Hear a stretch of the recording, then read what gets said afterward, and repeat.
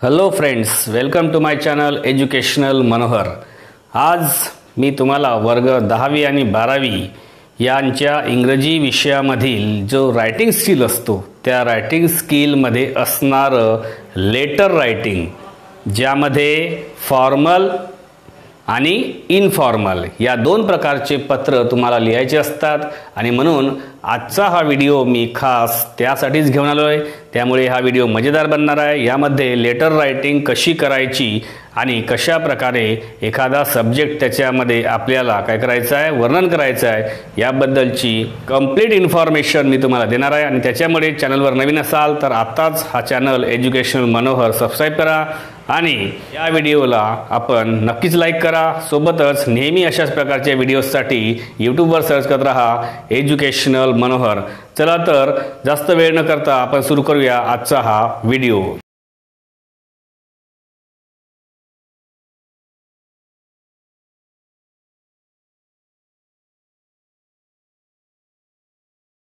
मित्रांनो, तुम्हाला माझ्या बाजूच्या चित्रामध्ये दिसून येत असेल की इंग्रजी विषयाच्या पेपरमध्ये वर्ग 10वी आणि 12वी लक्षात ठेवा, वर्ग 10वी आणि 12वीच्या इंग्रजी विषयाच्या प्रश्न पत्रिकेमध्ये तुम्हाला लेटर रायटिंगसाठी अशा प्रकारे एक विषय आलेला असतो। आपण तो विषय पहिल्यांदा पाहून घेऊया।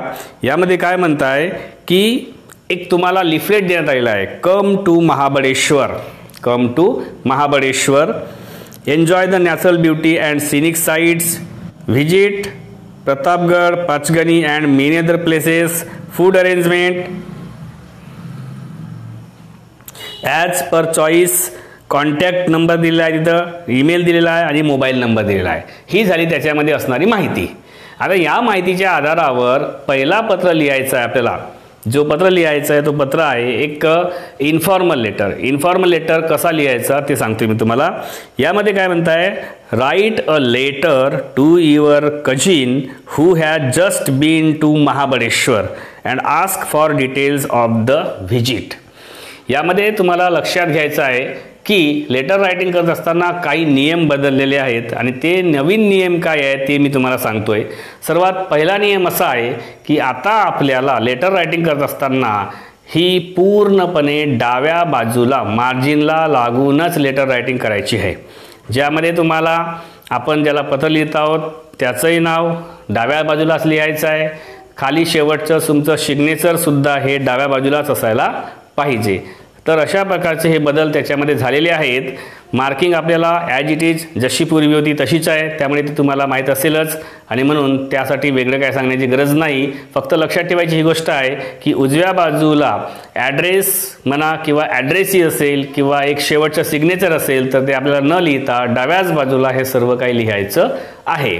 तर आजच्या या पत्राचा नेमका जो अर्थ आहे तो अर्थ मी तुम्हाला सांगतोय की वर जे एक लिफलेट दिलं होतं महाबळेश्वरबद्दलचं, त्याच्या आधारावरच तुम्हाला तुमच्या कझिनला, कझिन म्हणजे आपण काय म्हणू, मामे भाऊ, आत्ते भाऊ, तुमचा चुलत भाऊ, मावस भाऊ किंवा बहीण, तर त्याला तुम्हाला पत्र लिहायचं आहे आणि तो नुकताच किंवा ती नुकतीच महाबळेश्वरला व्हिजिट देऊन गेलेली आहे, म्हणजे महाबळेश्वरला जाऊन आलेला आहे किंवा जाऊन आलेली आहे आणि त्यामुळेच त्याला तुम्हाला किंवा तिला तुम्हाला महाबळेश्वरबद्दलचं थोडीशी माहिती घ्यायची आहे आणि त्यासोबतच त्या व्हिजिटमध्ये त्यांना काय काय पाहायला भेटलं किंवा काय काय नवीन नवीन गोष्टी तिथं पाहण्यासारख्या आहेत याबद्दलची माहिती तुम्हाला त्यांच्याकडून घ्यायची आहे आणि त्या संदर्भातलं एक पत्र तुम्हाला काय करायचं आहे या ठिकाणी लिहायचं आहे।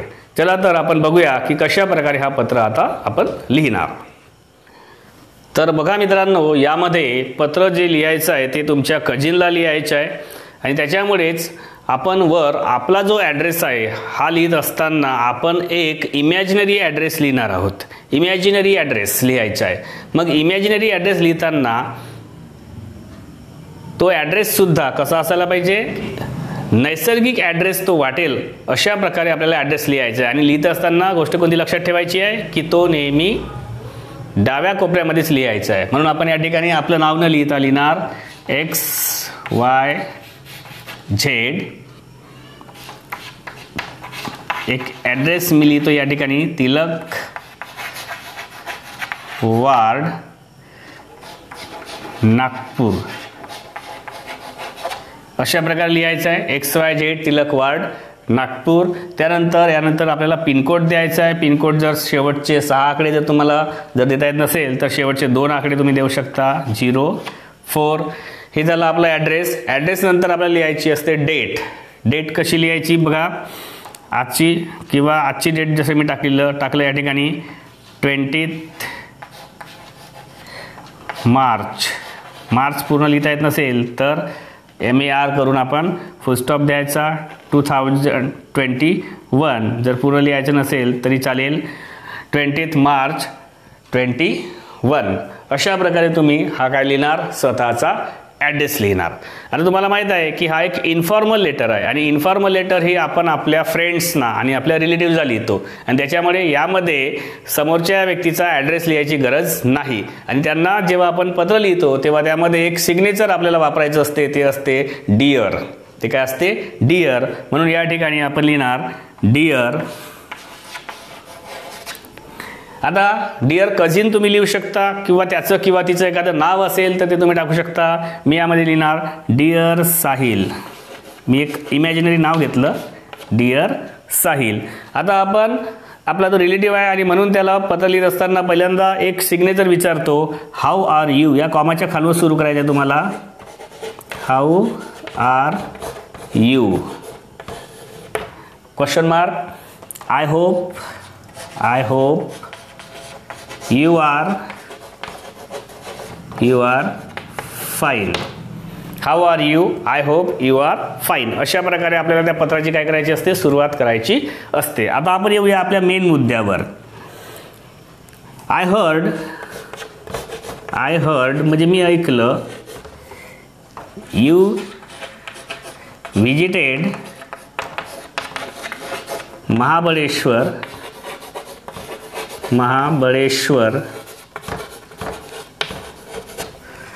Last week. मराठीमध्ये समजून घ्या, मी ऐकलं की मागच्या हप्त्यामध्ये किंवा आठवड्यामध्ये तू महाबळेश्वरला जाऊन आला. So I wrote this letter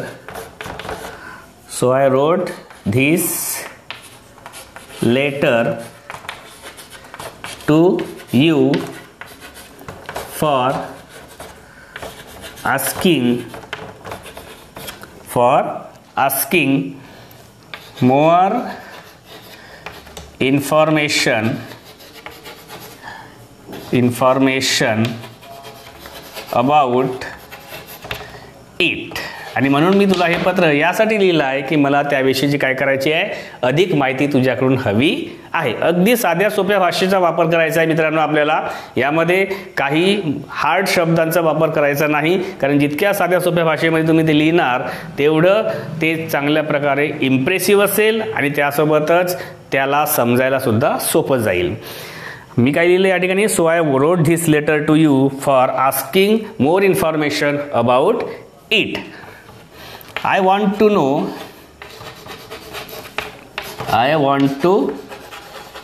know tourist attractions,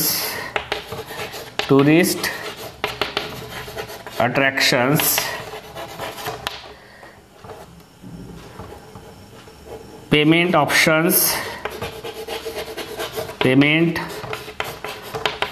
options and other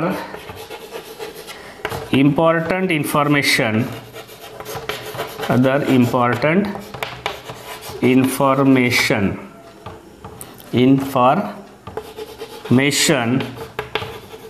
about Mahabaleshwar.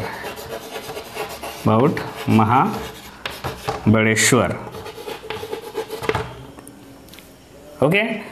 अगदी याला शॉर्टमध्ये लिहायचं आहे मित्रांनो, आपल्याला काही जास्त मोठं करायचं आहे. तुम्ही याच्यामध्ये अधिकचे पॉईंट्स ॲड करून त्याला मोठं करू शकता, पण एक शॉर्टली जर आपण पत्र लिहितो म्हटलं तर अशा प्रकारे त्याला लिहिलं जाऊ शकते, अबाउट महाबळेश्वर. सो दुसऱ्या पॅराग्राफ लिहू आपण, so please write me soon